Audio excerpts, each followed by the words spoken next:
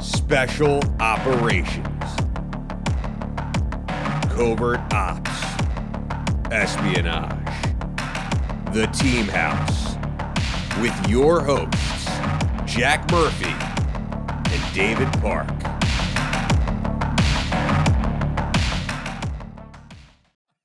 Welcome to the real organization.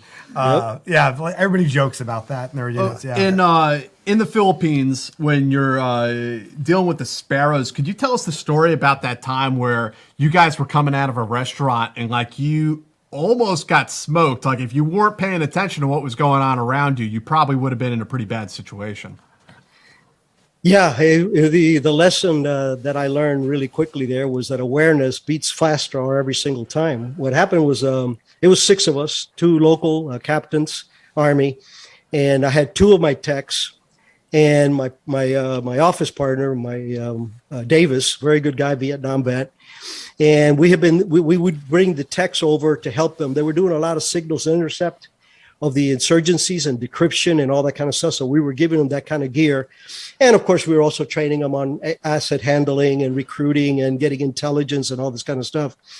So we had spent a long day and we went and had dinner. We came out of this restaurant and me and Davis were the last 2 guys. I was the last guy. Davis was second to last. I walked out and we moved to the right. And as soon as I broke through the door, I looked to my left and I see 3 guys. Now, the MO for the Sparrows is that they carry a 45 cocked, no safety, in their crotch. Round in the chamber. What we call appendix now.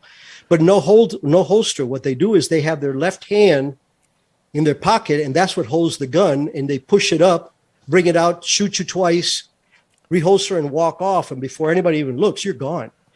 So we walk out, and I look to my left, and there's these 3 guys, and they're huddled. And as soon as we come out, they looked at us, they stopped talking, and they got 3 abreast, and they started walking in front of us, towards us. Mm-hmm. And I mean, we're talking yards here. We're not talking, a big distance. They were fairly close. And the 2 guys on the outside had their left hands in their pockets. So I immediately drew my weapon. And I tell you, when I took the safety off, that was the loudest click I've ever heard in my life. And, unbeknownst to me, my buddy Davis was doing exactly the same thing. As you know, when you get that bolus of adrenaline, the first thing that happens is you get tunnel vision. Mm-hmm. You're omni-focused on just that threat. And also auditory exclusion. You don't know. Davis might have been saying to me, holy shit. I couldn't hear it. Right. All I could see was these guys. And, imagine if somebody points a gun at me, this got to be a reaction like, whoa, hey, what's going on? Or I'm going to go for my weapon or something. Nothing. These guys, when they saw these 2 guns come up, they kept eye contact and they just walked right in front of us, 3 abreast, all the way down the street. And the guy in the middle, I could read his mind. He was saying, we'll get you next time. And I said, no, you're not. But that was, and what was really sad was that the only 2 of the 6 that noticed these guys was me and Davis. Right.